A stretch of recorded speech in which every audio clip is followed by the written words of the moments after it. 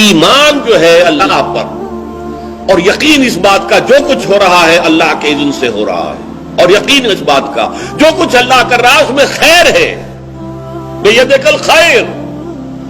چاہے مجھے ایک بات ابھی ناگوار گزری ہے، مجھے تکلیف پہنچی ہے، اللہ کے اسکیم میں the higher level scheme of things, divine scheme of things کے اندر اس میں کوئی نہ کوئی خیر ہے، تم جانتے نہیں۔ اس کو کھولا گیا۔ پہلی بات تو یہ ہے کہ تمہیں خوشی ملے، راحت ملے، مسرت ملے، یا کوئی غم ہو یا رنج ہو یا دکھ ہو، دونوں حالتیں برابر ہیں، اس لیے کہ دونوں میں آزمائش ہے۔ کبھی وہ دے کر آزماتا ہے، کبھی چھین کر آزماتا ہے۔ دے کر آزماتا ہے، شکر کرتا ہے کہ نہیں، چھین کر آزماتا ہے، صبر کرتا ہے یا نہیں۔ عارف جو انسان ہوگا، اللہ کو پہچاننے اور جاننے والا، وہ چٹان کے مانند ہوگا، ہوا ادھر سے آئے یا ادھر سے آئے اسے کچھ نہیں کہے گا، اچھی بات آئے بری آئے کوئی پرواہ نہیں، اسے اللہ کی طرف سے۔ ما اصاب من مصیبت فی الارض ولا فی انفسکم الا فی کتاب من قبل ان نبرأها۔ یہ مضمون ہم بڑی تفصیل سے پڑھ چکے ہیں سورۃ تغابن میں۔ وہاں فرمایا تھا دوسرے رکوع کی پہلی آیت، ما اصاب من مصیبت الا باذن اللہ، کوئی مصیبت، کوئی تکلیف، کوئی پڑھنے والی نہیں پڑتی مگر اللہ کے اذن سے۔ ما اصاب من مصیبت الا باذن اللہ ومن یؤمن باللہ یہدی قلبہ، اور جو اللہ پر ایمان رکھتا ہو اللہ اس کے دل کو ہدایت دے دیتا ہے۔ ہدایت چٹان کہ ادھر کی ہوا آئے یا ادھر کی آئے اس میں کوئی جنبش نہیں ہوگی۔ جتنا انسان دیکھیے، ایک ہوتا ہے فوری طور پر ایک ریفلیکس ایکشن کی حد تک متاثر ہو جانا، یہ تو ہوگا۔ آپ کا ہاتھ جہاں رکھا ہوا تھا، کسی چیز نے کاٹا، آپ کا ہاتھ فوراً جو ہے اٹھ کے آ جائے گا، اس میں آپ کے ارادے کو کوئی دخل نہیں ہے، یہ ریفلیکس ایکشن ہے، آپ کی سوچ کو، آپ کے ارادے کو کوئی دخل نہیں۔ تو کسی خیر سے عارضی سا فوری سے مسرت ہو جانا، اور کسی تکلیف سے عارضی سی فوری سی کوئی اس کا تاثر ہو جائے، یہ خلاف ایمان نہیں۔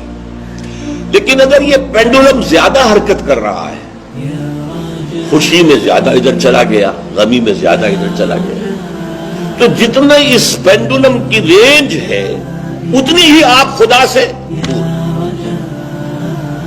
اصل تو وہ چٹان ہوگی کہ جو بالکل متاثر، لیکن یہ کہ فوری سا تاثر یہ قابل معافی ہے، لیکن یہ زیادہ ادھر سے ادھر، ادھر سے ادھر، خوشی ہو گئی تو اترا رہے ہیں، پھولے نہیں سما رہے، پاؤں زمین پر نہیں پڑ رہے، اور اگر غم آ گیا ہے تو بالکل مایوس ہو کر بیٹھ گئے ہیں جھاگ کی طرح، کمر ہمت ٹوٹ گئی ہے، واویلا ہے، شیون ہے، فریاد ہے، ہاں اے فلک پیر جواں تھا ابھی عارف، کیا تیرا بگڑتا جو نہ مرتا کوئی دن اور، یہ فلک ناہنجار، یہ فلک کج رفتار، اس نے ہم پہ کیا کر دیا۔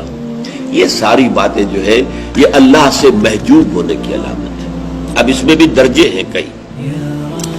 دیکھیے پہلی بات یہ ہے کہ خوشی والی بات ہو، غم والی بات ہو، دونوں برابر ہیں، کیونکہ یہ بھی آزمائش، وہ بھی آزمائش۔ یہ بات سورۃ الفجر میں کہی گئی بہت خوبصورت انداز میں۔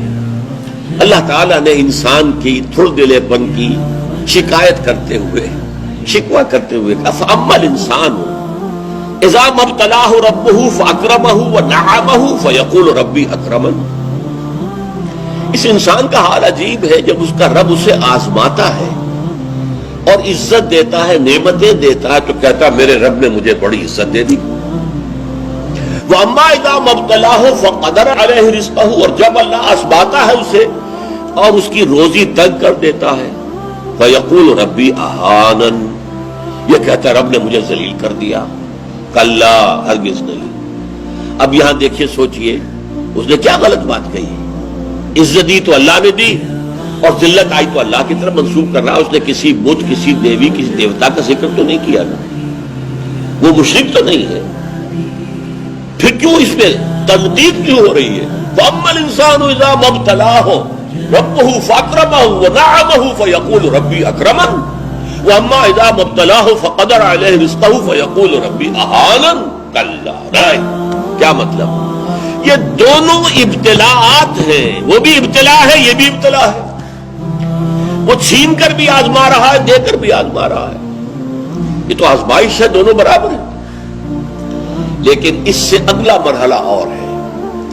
عام طور پر ہم یہ سمجھتے ہیں کہ تکلیف والی آزمائش سخت ہے اور خوشی اور مسرت اور نعمتوں والی آزمائش جو ہے یہ ہلکی آزمائش ہے، آسان ہے. معاملہ اس کے برعکس ہے. تکلیف میں ہوں گے اللہ کو یاد کریں گے، پکاریں گے، دعائیں کریں گے، اور اگر نعمتیں ہوں گی غافل ہو جائیں گے، بھول جائیں گے. کون سا امتحان زیادہ سخت ہوا نتیجے کے اعتبار سے؟ تکلیف والا امتحان زیادہ سخت نہیں ہے. مسرت، کثرت ہر شے کی، یہ چیز زیادہ نقصان دہ ہے، زیادہ بڑا امتحان ہے. اس لیے خلق قرآن کے مسئلے پر جب وہ مار ماری گئی تھی امام احمد ابن حنبل رحمۃ اللہ علیہ کو، کہ جس کے بارے میں کہا جاتا ہے کہ اگر وہ مار کسی ہاتھی کو ماری جاتی تو وہ بھی چیخ اٹھتی، اس وقت ان کی آنکھوں میں کبھی آنسو نہیں آئے. پھر جب حکومت بدل گئی اور اب دارالخلافہ جو ہے اس میں وہ شخص متمکن ہے کہ جس کا نظریہ وہ خلق قرآن والا نہیں ہے، اب خلیفہ ایک آدمی کو بھیجتا ہے اشرفیوں کی تھیلی دے کر، یہ ہدیہ ہے، یہ نذرانہ ہے، جا کر احمد ابن حنبل کو دے آؤ. جب اس نے آ کے پیش کیا، رو پڑے، اے اللہ میں اس آزمائش کے قابل نہیں، یہ آزمائش سخت ہے. کہیں سے انعام پا کر حکومت سے پھر حق پر قائم رہنا مشکل ہو جائے. یہ ہے وہ صورتحال. ما اصاب من مصیبت فی الارض ولا فی انفسکم الا فی کتاب من قبل ان نبرأها ان ذلک علی اللہ یسیر لکہ لا تأسوا علی ما فاتکم ولا تفرحوا بما آتاکم واللہ لا يحب كل مختال فخور. اور اللہ تعالیٰ کو شیخی خورے، فخر کرنے والے، اکڑنے والے بالکل پسند نہیں. الذین یبخلون ویامرون الناس بالبخل، جو اس حجاب میں آ جاتے ہیں وہ بخل کریں گے. دولت ہی سب سے بڑی شے ہے، سنبھال کر رکھو، خرچ کرو گے تو ختم ہو جائے گی، دولت کی بنیاد ختم ہو جائے گی. اپنی تجوریوں کو بھر کر رکھو، خالی نہ کرو.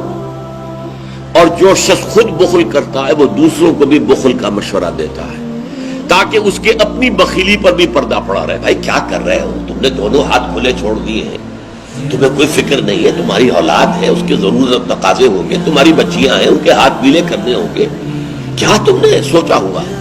وہ مشورہ بھی بخل کا دیں گے تاکہ ان کے اپنے بخل کے اوپر بھی پردہ پڑا رہے. یہ وہ کیفیت ہے کہ جو پھر محجوبیت کے اندر پیدا ہو.